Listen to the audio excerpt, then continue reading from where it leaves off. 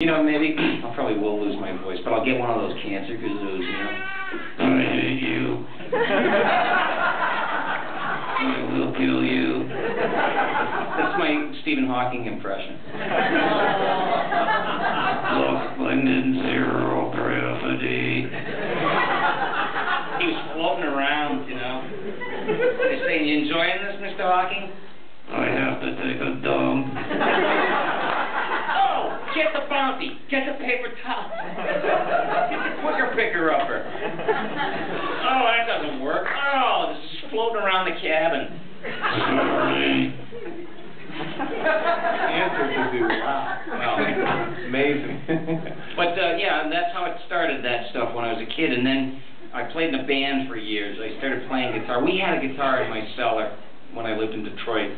And, this was 1961, and I started playing, and I didn't know how to play, but I was fooling around with it, and then my mom bought me one for real when I was 11. So I learned to really play that, and I was in bands when I was 16. And I played. I wanted to be the world's best musician is what I really wanted. But when I would screw around on stage, like back then the electrical thing wasn't sewn up. Amps used to just die on stage. Now they just run, no matter what, because it's a computer, basically. All I know about it is you plug it in, it's supposed to work. And when they died or you broke a string on stage, you didn't have a roadie scrambling around changing your string for you. So I used to do whacked-out voices and stuff. And I found out that people kind of like that better than the music. You know what I mean? And I was like, that's a drag. You know, but I finally got with it, and when I lost my spandex license, I had it taken away in 1978. So right around then, I started thinking about actually, you know, really doing stuff with voices. I wound up working at a radio station. If you're going to do voices, that's probably the best place in your town to be. You have to be where somebody needs what you do, and radio is usually the place, especially the morning show with the wacky morning guy, you know. They want to have, we're going to be talking to Donald Rumsfeld in a few minutes, so hang in for that. You know, and then they'll have somebody like whoever wants to be a voice person. Usually that's kind of where you start, is doing little routines and voices, because that's what I used to do. Except the celebrities back then were, I don't know, Larry Flint, or, you know, I don't know, Pia Zadora. Nobody remembers. And Jimmy Carter was president, so we're going to be talking to Jimmy Carter, you know, and like that's what it was all about. But I also worked in production, and commercials used to come in from the big leagues, New York, and I'd listen to the commercial, and I'd hear the guys doing the voices, and I said, you know what, I can do that. That's kind of sucky if you ask me.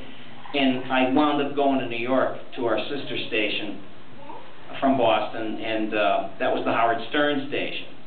So that's kind of where I came in, and I did production, but here down the hall was this crazy show going on. And I went into Howard's office one day, and I said, you know, I just came in, I don't know New York. And he goes, well, I'll help you get, you know, acclimated. You know where the strip clubs are? They're fantastic. You know, and he started, one day he was eating his baked potato after the show, and I was just coming in, and these guys were all out of gas because they had just finished, and I was just starting the day. I'd go sit down in his office, and I always used to screw around, and he was eating his potato, and it was the time when Lucille Ball was ready to check out, you know, and because I was seeing the clips on TV a lot, you know, Lucy's in Cedars-Sinai, and as you can see, the conveyor belt bonbon scene, you know, they'd play her doing the stomping grapes, and what's the other one, Meta Vita Mighty Vegemin, yeah, and they were showing it, and I said, it means that they're, you know, ready to bury her, and I said, you know, she must be sitting there in the hospital bed seeing the news and going, why are they doing this to me? Why? And all of a sudden, Potato started shooting out his nose. He's choking to death. Oh, F you, Billy West. You almost killed me. And he goes, I'm going to have Gary call you tomorrow. You're going to do that on the phone. So I get a phone call at 7 a.m. and I'm living in the Lower East Side, you know, like the ass end of Chinatown. And it was a 4-floor walk up, and it was like a toss of the coin whether you had hot water that day. And the phone rings, and it's Gary, who's his, you know, right-hand man. And he goes, Howard wants to put you on the air. He's going to call you, you know, he's going to put you on the air in a few minutes. And so they're doing the story, and Robin is doing it and talking about, well, America's favorite redhead, you know, you can't help but think this might be it for her, and they're showing clips on the news. That's usually what they do when there's a celebrity death watch. And he goes, hey, Robin, you know, we can call her. We can. And he goes, yeah, Gary, get Lucille Ball on the phone. So that's what I woke up to that morning, and I was just, you know, he was like, Lucy, we want to talk to you. And I was just like, I didn't know what I was doing. I just woke up. And I was like, why? And we just, you know, we love your work, Lucy. We think you're funny.